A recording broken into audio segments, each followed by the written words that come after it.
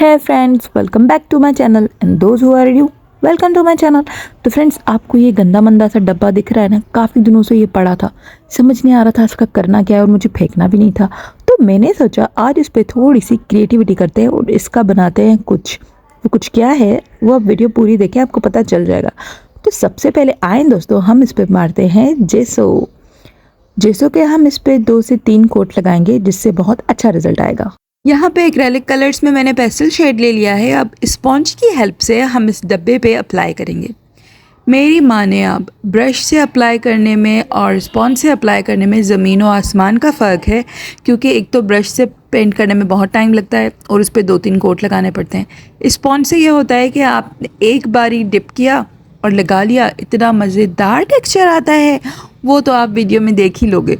तो यहाँ पे ये हो गया था ड्राई और बहुत सुंदर लग रहा था। उसके बाद ये डास डूस डीस की क्ले ले ली है मैंने और उससे मैं बनाने वाली हूँ 2 सर्कल। मैं कह रही हूँ कि इन सर्कल ने मुझे इतना तंग किया ना, मुझे लग रहा था कि मुझे नर्सरी में एडमिशन दोबारा से लेनी चाहिए। खैर, तो ये सर्कल एक छोटा एक बड़ा हो गया था। फिर मैंने उसमें से थोड़ा सा क्ले निकाला और उसको फिर से बनाने का ट्राई किया। मतलब यहाँ पे मैं बहुत ही इरिटेट हो गई थी। मुझे ऐसा लग रहा था कि व्हाट इज़ दिस बिहेवियर पूजा, और बेचारी पूजा को भी पता नहीं था कि वो भी मेरे साथ वीडियो बना रही है। Jokes apart. तो फिर यहाँ पे मैंने अपने 3 सर्कल्स जो है वो कंप्लीट कर लिए थे। अब मुझे सर्कल रिंग बनानी थी, जो कि मैं यहाँ बनाने वाली हूँ। इन्होंने भी मेरा बहुत ही सर खपाया था और नहीं बनी, लेकिन मैंने बहुत ट्राई किया। ये देखें, यहाँ पे ये सर्कल बना, फिर उसके बाद दूसरा भी सर्कल बनाया मैंने। मुझे एक्चुअली बता दूँ क्या बनाना था, फिर सस्पेंस नहीं रहेगा ना कि मैंने क्या बनाया है, तो आप वीडियो पूरी देखो। यहाँ पे मैंने ऐसे डैप डैप करके इसको यूँ सर्कल बना दिया, फिर इसे ही सेम मैंने दूसरा बनाया, लेकिन भाई साहब नहीं बना।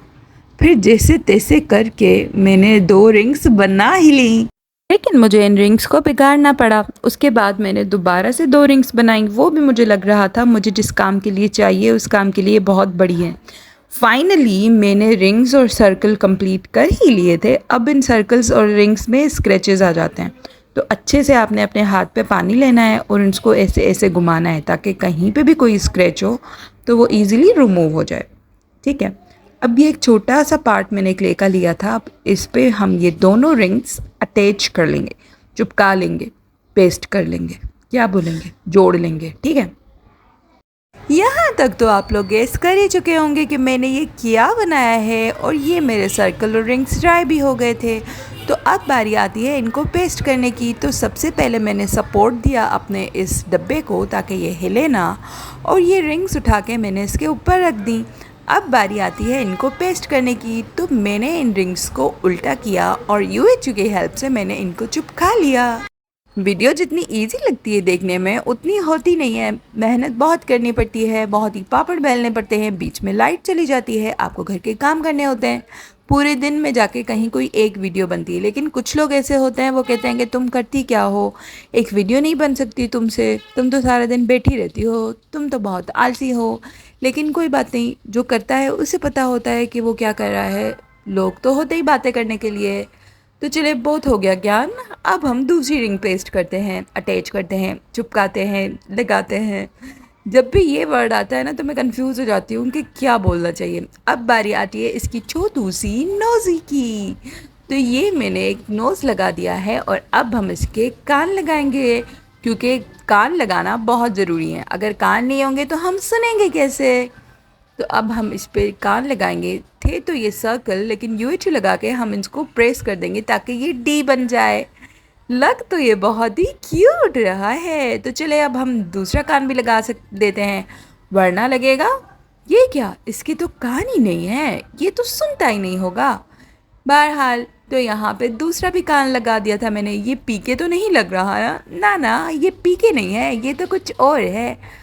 अब हम इसको ड्राई होने के लिए रख देंगे थोड़ी देर, ताकि ये अच्छे से ड्राई हो जाए। फिर हम करेंगे इस पर कलरिंग, जो कि मेरा फेवरेट पार्ट है।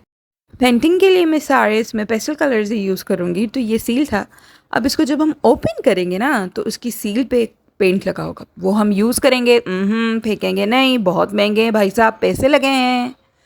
तो ये भी हम यूज़ करेंगे। फिर मैंने ना डार्क ऑरेंज और ये कुछ कलर था उसको मिलाया, क्योंकि एक शेड बनाना था लेकिन वो बना नहीं, तो मैंने कहा टाइम ज़ाया करते हैं, छोड़ते हैं, कोई और कलर लेते थे। तो फिर मैंने पेस्टल शेड्स में से ही ये वाला कलर चूज़ कर लिया, ये भी बहुत अच्छा लग रहा था।